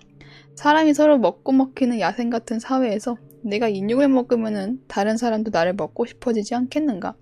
포식자는 언제나 피식자가 될 수 있다. 때문에 세뇌적으로 인육에 대한 혐오감을 주입하는 것이다. 하지만 인육을 먹을 방법이 있다. 조금의 노력과 시간을 들인단 말이지. 2번. 인육을 접한 계기는 사소했다. 이 사람 먹었나봐. 그냥 호기심이었다. 미국 수사 드라마를 보던 중에 인육이란 테마가 나와서 키워드를 인터넷에 검색했다. 중국인과 조선족이 사람을 납치해서 고기로 팔고 있다는 뉴스 기사나 블로그 글을 읽던 와중이었다. 어떤 블로그의 카테고리에 인육 판매라는 항목이 있었다. 난 클릭했고 곧바로 다른 사이트로 연결되었다. 웬 생뚱맞게 농사 짓는 사람들이라는 초록색 컬러의 카페가 튀어나왔다. 운영자 아이디는 농부. 카페 설명에는 농산물에 대한 정보를 공유하는 사이트입니다. 눈웃음. 이란 문구가 적혀 있었다. 가입자 수가 약 50명 정도의 작은 카페였다. 내가 만약 낚시를 당해서 엉뚱한 농업인 동호회에 들어왔나 싶어서 나가려던 찰나 혹시 위장이 아닐까라는 생각을 했다. 그리고 그 생각은 들어맞았다.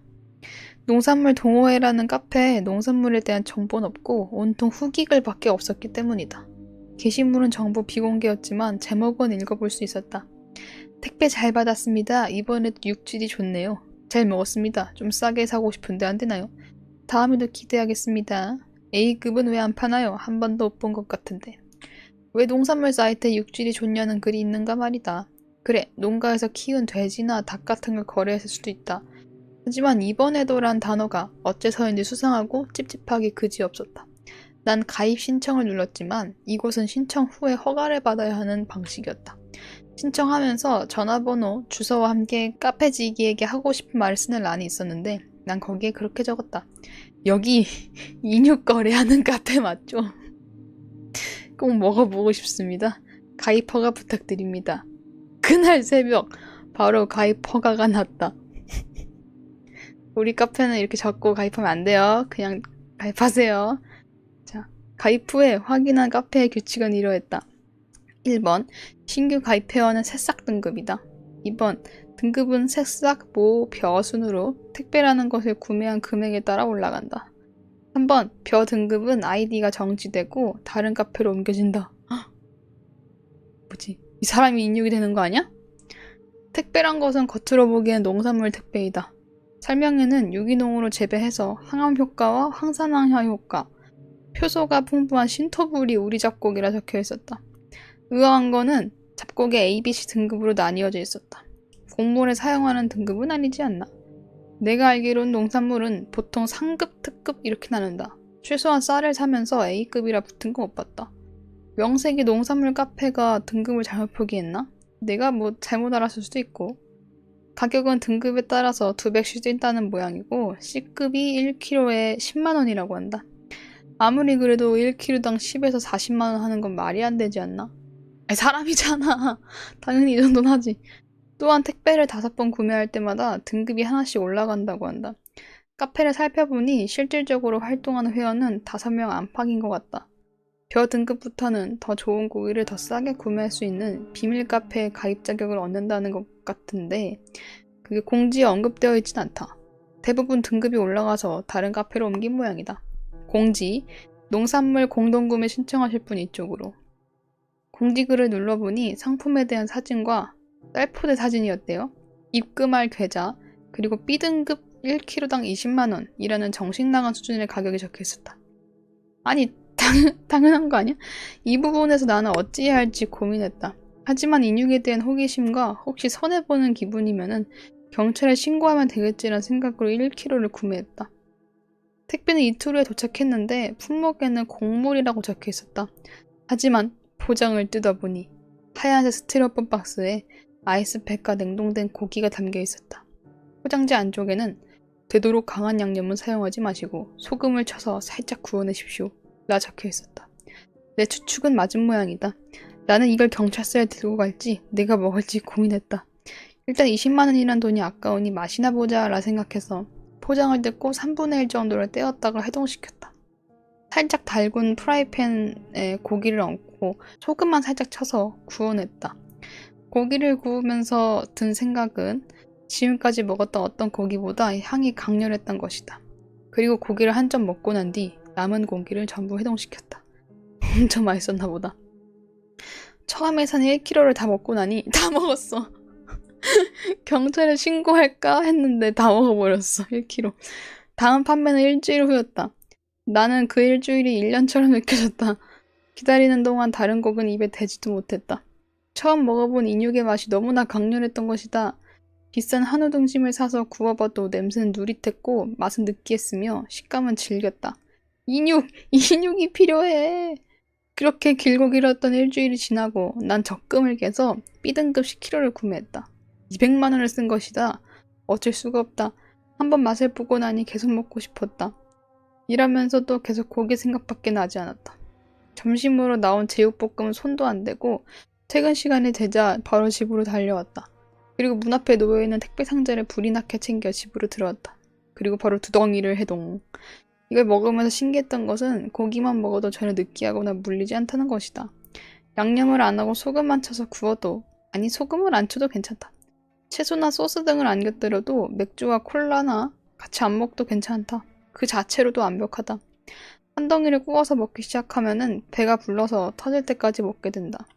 돼지고기는 제일 많이 먹어본 게 한 근 반, 1kg 정도였는데 이건 2kg를 먹어도 더 먹고 싶어진다. 지금까지 먹어본 것 중에 제일 맛있다. 한참 고기를 구워 먹고 있는데 전화가 울렸다. 휴대폰을 집어드니 발신자 표시 제한이다. 입에 있는 고기를 억지로 삼켰다. 살짝 짜증이 올라왔다. 보이스피싱이면 욕이나 거하게 하고 끊어주려고 통화 버튼을 눌렀다. 여보세요? 강성준 씨 핸드폰 맞죠? 누구시죠? 아, 농부입니다. 그 카페직이요. 아, 예, 안녕하세요. 순간 살짝 소름이 돋았다. 세상 맛있게 먹고 있는 이 고기가 사람 고기라는 걸 떠올렸다. 그리고 지금 전화를 건 이 사람은 사람을 잡아다 해체하는 살인마 내지는 미친놈이겠지? 난 지금 사람을 몇 명 죽였을지 모를 이 녀석과 대화하고 있는 것이다. 최대한 떨리는 티를 안 내기 위해 헛기침을 했다. 근데 무슨 일로? 혹시 먹고 계셨나요? 에고고, 식사 도중에 죄송합니다. 나중에 다시 전화드리겠습니다. 아니요. 지금 말씀하셔도 됩니다. 아, 예. 죄송합니다. 금방 바로 끝내겠습니다. 강땡땡씨가 11번 총 220만 원의 구매로 카페에서 벼 등급이 됐대. 우와. 벼 등급부터는 오프라인 모임에 참석이 가능합니다. 혹시 관심 있으신가 하고요. 참, 현재 활동하고 계신 카페 아이디는 정지되셨고요. 다른 카페에 재가입해야 돼요. 이거 이제 저기 불려가서 인육되는 거 아니야? 이성이 경고를 보냈다. 아무리 그래도 미친놈들이랑 실제로 만나는 거 위험하다. 열심히 먹고 있는 내가 할 이야기는 아닌 것 같지만 공포라는 감각이 아직 남아있었다. 나는 안전하게 고기를 구매해서 먹을 수 있다면 만족했다. 이미 주소 넘겨줬대. 그니까 난 일단 거절하려고 했다. 아, 제가 직장도 있고 주말에 예정도 있어서 좀... 지금까지 B등급만 구매하셨는데 오프 모임에서는 A등급 고기도 구매가 가능해요. 또 다른 카페에 재가입하는 방법도 거기서 설명드릴 거고요. 비밀 유지가 중요하다 보니까 A등급, 이 한 단어가 내 이성을 마비시켰다. 지금 먹고 있는 것보다 더 맛있는 고기가 있다고? 참, 오프 참여하시려면은 지금 가지고 계신 고기 좀 아까우실 거예요. 왜냐면 A등급을 한번 맛보면은 냉동 배송되는 B등급은 맛없어서 못 먹을 정도거든요. 버리는 분도 계시더라고요. 이야기만 들었는데도 침이 고인다. 꿀꺽. 언제 줘? 나는 이성과 식욕 사이에서 결국 식욕을 선택했다. 오프 모임은 나흘 후였다. 10kg은 의외로 양이 많아서 나흘 안에 다 먹는 건 상당히 힘들었다. 키로당 20만원짜리인데 버릴 수 있겠는가? 고기로만 때우는 것은 아무리 그래도 무리였는지 그 맛있는데 살짝 물리는 감도 있긴 했지만 A급 이상의 고기라는 것은 그런 느낌을 전부 날려버리고도 남을 정도로 매력적이었다. 그러니까 처음에 신고한다고 그렇게 말했는데 농부라는 아이디대로 장소는 경기도의 한 농촌이었다. 버스 간격이 30분이었는데 버스에서 내려서도 한참 걸어가야 했다. 날씨가 꽤나 더웠던지라 땀이 주르륵 흘렀다. 농가라고 하니 좀 낡고 허름한 건물을 상상했는데 주소를 찾아가 보니 으리으리한 저택 하나가 등장했다. 난 살짝 긴장하며 초인종을 눌렀다. 마중 나온 건 진짜 농부 같은 인상의 사내였다. 그을려서 까무잡잡하고 키는 좀 작지만 근육으로 다부진 몸매였다. 강성준 씨 맞으시죠? 어서오세요. 기다리고 있었습니다. 전화 건너편에서 듣던 그 목소리다. 난 꾸벅 목례를 했다. 난 거실에 소파로 안내받았다. 아내로 보이는 사람이 커피를 내왔다. 하지만 난 쉬이 커피에 입이 대지 못했다. 여기에 뭐 탄 거 아니야, 커피에? 아무리 시국에 이끌려서 여기까지 왔다지만 저 커피에 뭐가 들었을지 어떻게 하는가. 경기를 풀지 않는 나는 커피 싫어해서요 라 거절했다. 농부는 쓴 웃음을 지었다. 보통 그러시더라고요. 커피에 뭐가 섞여 있는지 의심이 가시나 봐요. 이렇게 대놓고 말해? 정곡이다. 난 떨떠름하게 고개를 끄덕였다. 근데 걱정하지 않으셔도 되는 게 고기로 쓰는 거는 동남아인이거나 중국인이거든요. 여기는 중간 유통 경로일 뿐이고 보통 그쪽에서 생산해서 들어와요. 말은 그렇게 하지만 그래도 쉽게 경기를 풀 수 있겠는가? 하지만 계절은 여름이었고 여기까지 와서 힘든 건 사실이었다. 앞에 커피가 김이 모락모락 나지만 않았어도 들이켰을 것이다. 그나저나 그 많은 고기를 나흘 동안 다 드신 거예요? 예, 먹다 보니 다 들어가더라고요. 그럼 고기만 드신 건가요? 이야, 대단하신데요? 그런가요? 그래도 맛있어서 크게 힘들진 않았어요. 이거 오늘 오시길 잘하셨네요. 방금 막 A++짜리 고기가 들어왔거든요. 아, 그런가요? 예, 일단 여기서 먹는 고기는 모두 무료예요. 홍보 차원이랄까? 많이 드시고 많이 사가주세요. A급은 가격이 세다 보니까 사기를 주저하시는 분들이 많은데 일단 드셔보시면 없어서 못 드실 겁니다. 하하하. 하하, 그거 진짜 기대되는데요? 말을 하다 보니 목이 마르다. 천만다행으로 정수기가 눈에 들어왔다. 저거라면 안심할 수 있겠지? 과연. 나는 정수기 위에 컵을 꺼내서 물을 담았다. 마침 정수기에는 얼음 기능까지 있었다. 얼음이 둥둥둥 시원한 물을 그대로 들이킨 나는 약한 씁쓸한 맛과 함께 정신을 잃고 말았다. 쓰러졌어. 어떻게 이럴 줄 알았어. 눈을 떴을 때는 머리에 두건 같은 게 씌어져 있었다. 몸은 어딘가에 묶여 있었는데 팔다리를 옴짝달싹할 수 없었다. 아니 전신의 관절에 뭔가를 묶어놓은 것 같았다. 너무 저려서 팔다리의 감각이 거의 안 느껴진다. 소리치려 했지만 입에 재갈이 물려서 읍읍거리는 것밖엔 불가능했다. 강성중 씨, 세상에서 제일 맛있는 음식이 뭔지 아시나요? 농부다. 가까이서 농부의 목소리가 들렸다. 묘하게 아래쪽에서 들린다. 그 질문에 대한 대답은 바로 떠올렸다. 인육이다. 그 맛에 심취해서 이 지경까지 오지 않았는가? 하하, 인육이라 생각하셨죠? 압니다. 그러면은 인육이 왜 맛있는지 생각해 보셨나요? 사람의 몸은 자기 몸에 필요한 영양소를 함유한 음식일수록 맛있게 느껴져요. 그런 점에서 필요한 구성 성분이 다 들어있는 인육은 엄청 맛있겠죠? 그렇지 않나요? 고개를 끄덕이자니 지금 저 미친놈이 할 말이 너무 쉽게 예상된다. 내 몸을 해체해서 아주 맛있게 먹어주겠다 할 테지. 난 어떻게 해야 이 난관을 극복할지 필사적으로 생각했다. 그런 의미에서 자신의 몸과 비슷한 구성성분을 가진 고기일수록 맛있게 느껴져요. 그런데 우리가 보통 먹는 B급은 동남아인이나 중국인이죠. 잘 먹지 못해서 육질도 별로인데 거기다 냉동까지 해와요. 맛이 없어요. 그렇다면 A급이나 A+은 뭘까요? 지금 내가 저 세 등급 중에 하나라는 건 쉽게 추리가 가능했다. 죽음에 대한 공포 때문에 눈물이 흐른다. 어떻게든 벗어나려고 버둥거리지만 불가능하다. 움직이셔도 소용없어요. 온몸을 테이프로 감아놨거든요. 하던 얘기를 계속하자면은 A급은 신선한 고기를 그 자리에서 바로 먹었을 때예요. 역시 신선한 고기가 맛있죠. 냉동하면 아무래도 맛이 떨어지니까요. 그리고 A뿔은 사람 고기를 먹은 사람이에요. 맛있는 걸 많이 먹을수록 더 맛있어지겠죠? 그럼 A뿔뿔은 뭘까요? 브릉 하면서 저편에서 기 같은 게 돌아가는 소리가 났다. 한번 맞춰보실래요? 두건이 벗겨졌다. 주위를 둘러보자 나는 커다란 테이블 위에 의자 같은 것에 묶여 있었다. 소리가 아래쪽에서 들린 건 이것 때문이었나? 기계 소리의 정체인 듯 저쪽에서 정육기가 보였다. 그리고 10명 정도의 눈만 가린 형태의 가면을 쓴 사람이 테이블 주위에 앉아 있었다. 군침을 꼴깍 삼키며. 농부도 가면을 쓰고 있었는데 목소리로 그가 농부라는 것이 분간이 가능했다.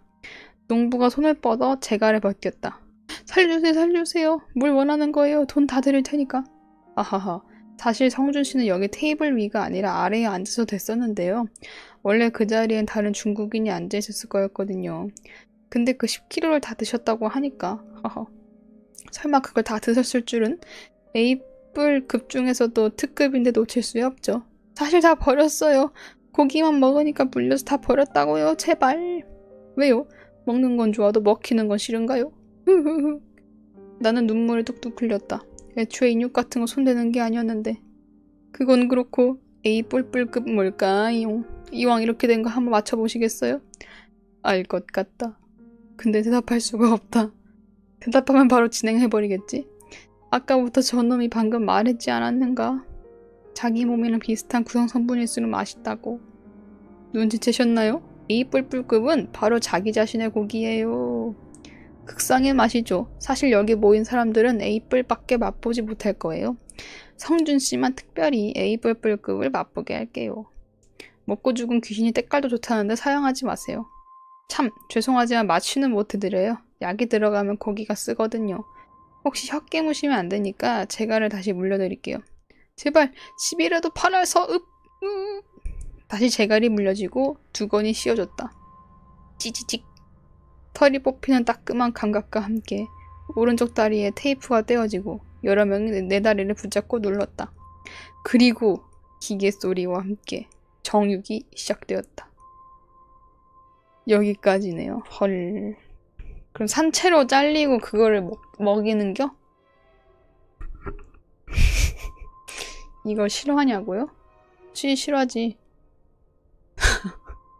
근데 정육기 같이 이렇게 막 대놓고 써는 것보다 그러면은 과다출혈로 죽을 수 있으니까 그냥 회 뜨듯이 떠가지고 주는 게 훨씬 낫지 않아? 아닌가? 그러면은 밭갓살밖에 못 주나? 이 안쪽 살을 먹이려면 저 정육기 같은 게 필요한가? 이렇게 하면은 너무 죽잖아. 쇼크로 죽을 수도 있고 쓰러져 버릴 수도 있고. 좋은 의견 감사합니다. 네. 아파서 못 먹을 것 같은데. 냠냠. 앞에 앉아있던 한 명이 왈코님이셨나요? 어이없어. 휴농부. 아, 댓글에 뭐가 있었냐고? 아, 이거. 인육하니까 생각난 건데요. 인간을 주식으로 하는 동물이 없는 이유는 사냥할 때 들어가는 노력에 비해서 열량이 매우 낮기 때문이란 이론이 있더라고요. 어쩌. 너무 길어. 제가 먹어봤는데 별로 맛없더라고요. 니마. 이 사람 농부? 농부인가봐. 안 돼. 쉬말코가 오프 모임을 초대한다면 절대 가지 말래. 냉동닭을 팔아봤던 사람인데요. 정육할 때 전기 충격기로 기절시키고 하는 이유는 괜히 몸부림치다가 상처 입거나 멍들면 고기 품질이 떨어져서예요. 그걸 인간한테 적용을. 무서워. 저 사람 무서워. 닭 맞지? 지금 닭 하면서 다른 거랑 비유한 거 아니야? 무서운 사람들이야 여기 참. 자, 아무튼 여기까지 읽을게요. 살인사건 나무위키 진짜 너무 무섭다. 너무 말이 안 된다. 오늘 거는 뭐 녹닥 확정이라고 봐도 되겠네요. 어쩔 수 없죠. 이거는 당연한 결과라고 생각하고 받아들이겠습니다. 여기까지 읽도록 하고 이중잠금 잘 하시고 침대 아래 옷장 위아래 안에 부엌 창문 세탁기 안에 랄랄루 왕숭이 곰 다 조심하십시오. 동굴도 조심하시고 그럼 저는 가겠습니다. 농부 요 카페예요. 잘못 네이버 돌아다니다가 잘못 들어가지 않게 조심하세요. 저는 갈게요 여러분. 안녕 안녕히 주무세요. 안녕.